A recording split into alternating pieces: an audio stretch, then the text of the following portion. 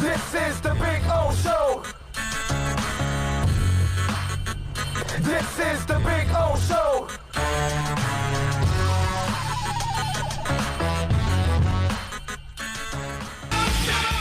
All right, let's switch gears here. Let's talk a little Futbol, and we'll get back to talking a little football after that. But we got to talk a little Inter Miami. Franco Panizo does an excellent job. Of course, you got to catch Miami Total Football.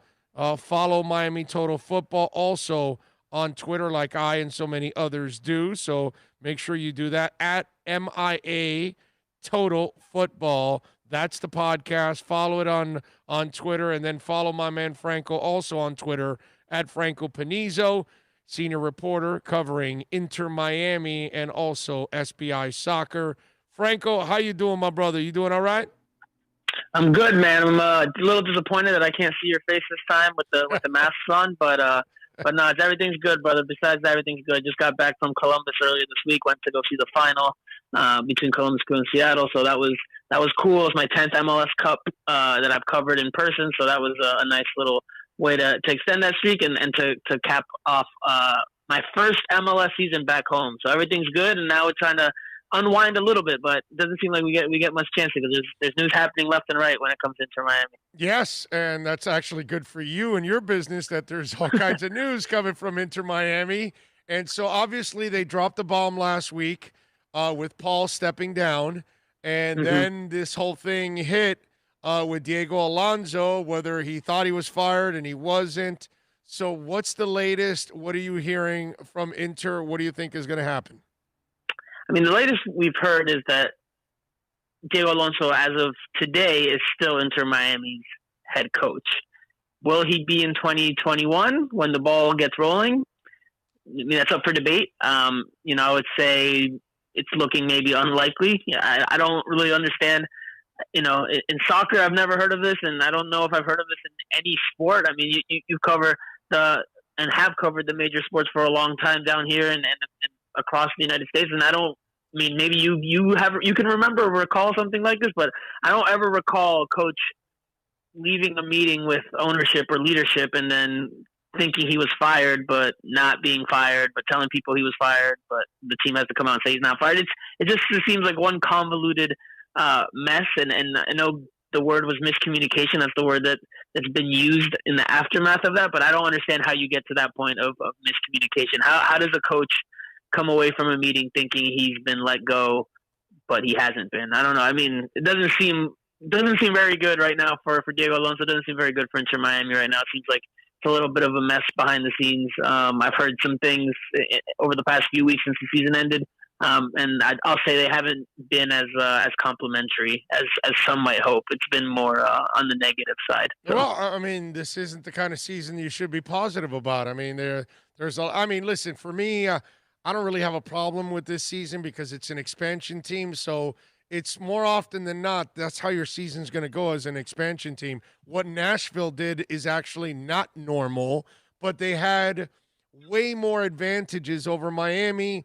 They had players already that were rolling over from their USL days. They had the same coach. They had the same system in place. So they had their identity set already, and they built it along that identity. So they had a much bigger advantage than Miami. So for me, I don't have a problem with the way the season went, but I understand with all the expectations that everybody else put on the team that they wanted more than what they got. So those folks that expected more, they're going to be disappointed with what went on. That I understand. Yeah, I'm gonna disagree with you there, Bigo. I'm glad. Look, I've been meaning to say this for the last month or two, and I haven't had a chance to say it. I'm glad that there was another expansion team in action this season, because if it would have been a case like next year where Austin FC is coming in and they're going to be the only expansion team, it would have been pointed at like, hey, there was COVID and there was all these issues, so that's why Inter Miami couldn't succeed or wasn't able to succeed as much as they would have liked or hoped. But with Nashville also on board, it shows you that, especially in 2020, while there were challenges, MLS was also much more flattering and rewarding and gracious in terms of allowing how many teams 10 teams in the playoffs from the Eastern Conference, which is how Inter Miami made it on the final match day of the regular season. Otherwise, if it had been their regular setup, Nashville would have gotten in anyway, but Miami would have been well off and eliminated well before that last game. So Sure. Miami didn't overall just it has its own challenges for sure. They're different cases, but they're both expansion teams, and Miami is one of the teams with the highest payrolls in MLS, right? So, I mean, there was no way that this team should have finished 10th place in the Eastern Conference, fighting for its playoff life on the final day of the regular season. Wait, hold on a second. You add your coach late. You add your best players late into the season. You didn't really have time to develop chemistry or an identity. The coach really didn't get to build the team in his vision, whereas in Nashville, they already had the team. They rolled over from the USL. All they had to do was add a few more players, but they already had the coach, the system, everything, the culture, everything was in place. So they were way ahead of Miami culturally. Not many of their USL players though. Not many of their USL players carried over into the MLS team, and not many. There's a handful, and not many that were regular starters or contributors. They went about their approach differently. They decided to go with MLS experience and veterans that they traded for, that they prized, and they traded for, let's say, Dax McCarty. And he knows the league too, and the head coach knows the Miami went league. about it differently. Right. Miami bet on a different approach. Yes, they had challenges, like you said, and I agree with you. We can talk about that, on a much deeper scale at some point. But the coach getting hired late, the players coming late. There's reasons for that, and Paul McDonough was the guy in charge of that, and he's no longer, I guess he's still helping with the transition, but he will soon no longer be involved in terms of calling the shots from a sporting director standpoint, and that's probably one of the reasons why, is because he missed and he was late on making these signings. Whether it was a coach in Diego Alonso, he was hired December 30th of last year. Mere weeks before preseason started, and then he couldn't get a designated player until the big name designated player until September, when he got Gonzalo Higuain. And COVID, I will repeat, COVID affected and impacted his ability to do so. But even before Higuain, I remember him publicly coming out and saying that they were trying to sign Willian, the Brazilian winger, or Edison Cavani, the Uruguayan prolific goal-scoring striker, and he couldn't get a deal done either. Now, maybe they couldn't come to terms because the players wanted too much money. But, his job is to sell the team, right, to sell the vision and lure these players in, or lure these coaches in. And the fact that it took him time to do that, and that they lost time that came back to hurt them, that's a big strike against him. So, I think that's one of the reasons, not the only reason, but I think that's one of the reasons he's no longer or will soon no longer be involved with the team. All right, and we're talking with Franco Panizo, by the way, a reporter covering, of course, Inter Miami for SBI Soccer. All right, so what's your information or your gut tell you on what they're going to do with the general manager position? Do they get somebody from the outside, or do they get somebody that knows the league? If it was up to me, if I was, involved in calling the shots, I would say get someone from MLS that knows MLS. Last year, and it was reported this year that they, the other finalists, right? It came down to Paul McDonough and it came down to Chris Henderson, who is the technical director at the Seattle Sounders. And for me, and of course hindsight's 2020. I'll preface with saying that, but for me, if you put resume by resume, side by side, Paul McDonough or Chris Henderson's, I would take Chris Henderson every day of the week. He's not the number one guy in Seattle, but he has experience in MLS. He played for the Miami Fusion, so he knows a bit of the culture locally, and then he knows MLS well. He's helped build a team with a very extensive and high-priced budget, and been able to help them become a very successful team in Major League Soccer, if not maybe the most successful team of the past decade in MLS. They've won, I think, since the DC United, since the early days of the DC United. They're like the modern day DC United, actually. I think it's probably DC United, then the Galaxy of the early 2010s. That's right. And then Seattle's kind of taken that that belt or that title since then, or that that role, because I think since they came into the league in 2008, 2009, they've won, and I wrote this in my column last week, they've won 7 pieces of significant trophies, so 7 important MLS trophies or trophies in U.S. soccer, because they've won some Open Cups as well as some MLS Cups.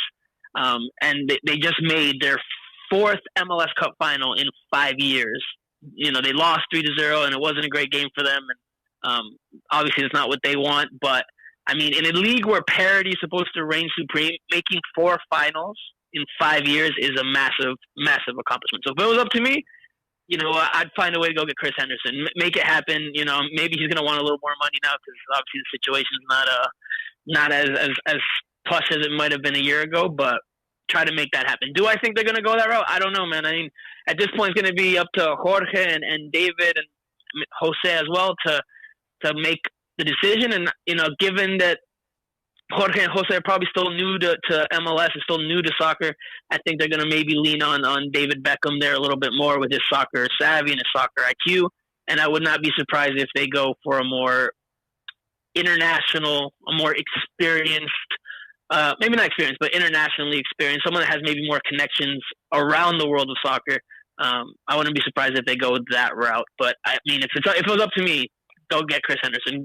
Give him whatever he wants, or almost anything he wants, and try to make him come on board. Does Diego Alonso survive now? That's a good question, man.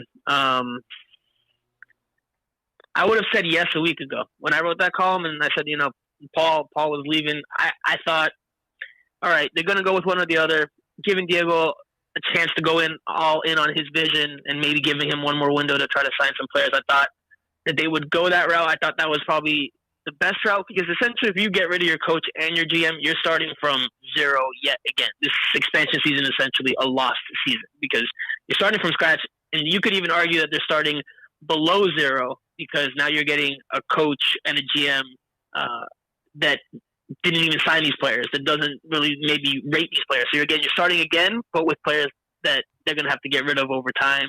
So it's a bit of a mess. I'm going to venture to say no, he doesn't make it to 2021. It doesn't seem like the cards are in his favor right now. I mean, this is just speculation, not information, but I wouldn't be surprised if they were looking for someone to replace him right now, and they just haven't let him go because they don't have that person lined up. They don't want to get rid of him before they've got their replacement already ready to sign the contract, because otherwise they could get stuck in a situation where they're head coachless.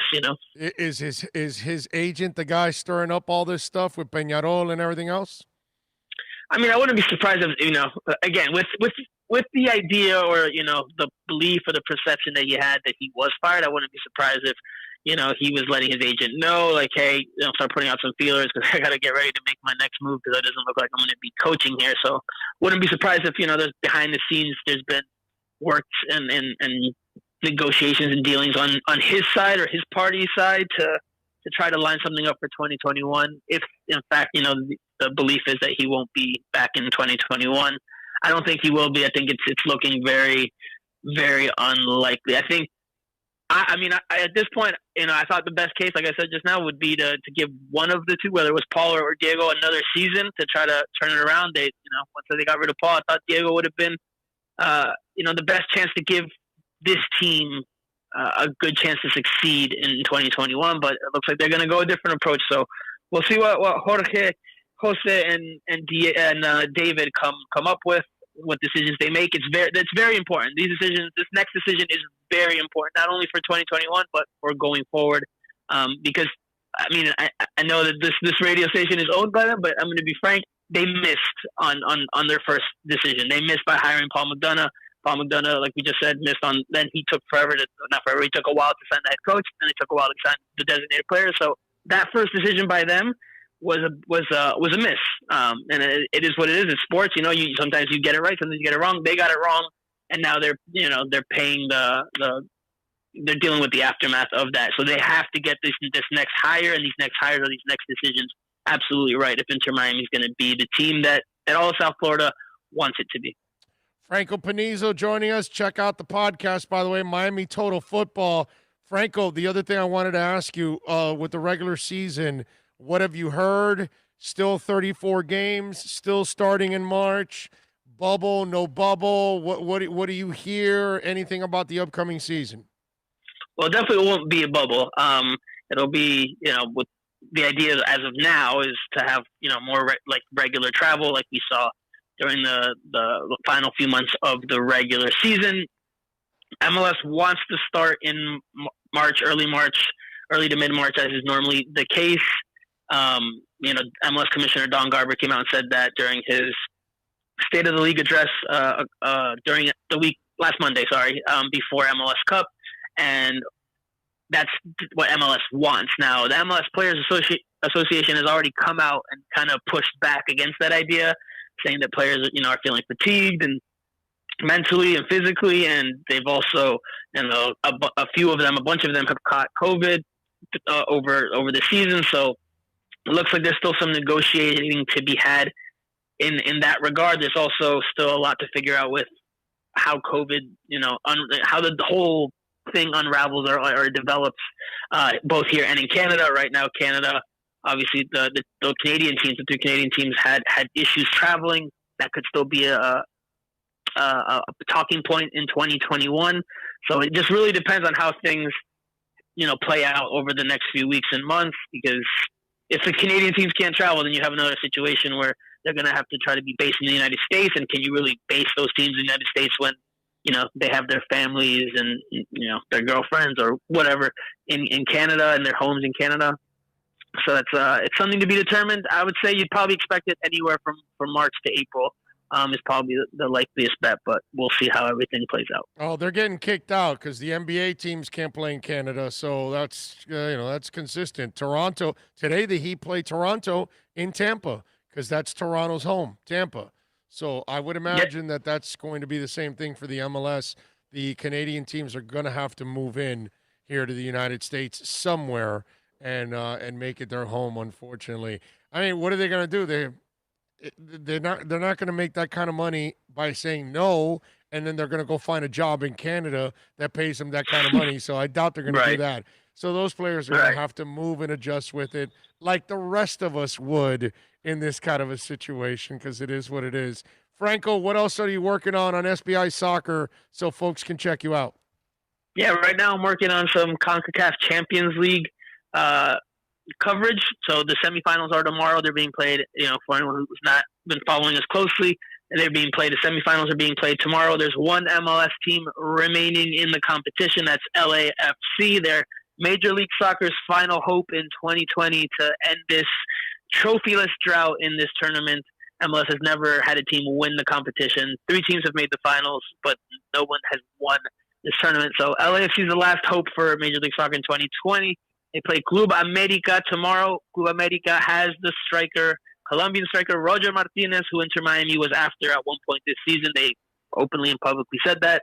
So that's not me breaking any news there, but keep an eye out on him and keep an eye out on the game this weekend if you're at home and have some downtime to watch some football, because it should be a fun game. Both teams like to attack. Both teams like to have the ball. So it should be an open and fun affair. It should be very intense given that they're both playing for a spot in the final. So I'm going to check out this weekend, and obviously next week with the holidays, Christmas ramping up, and then New Year's. Now, obviously trying to spend some time with the family as well. But plenty to still talk about and work on, especially with Inter Miami, because the telenovela that is this off season is only just beginning. Follow him on Twitter at Franco Panizo. Franco, as always, great work, my brother. Thank you for taking some time. Thanks, Big O. Talk to you soon, brother. You got it. There you go. The great Franco Panizo, man. Good stuff as always. We thank him for taking some time and joining us here on the show.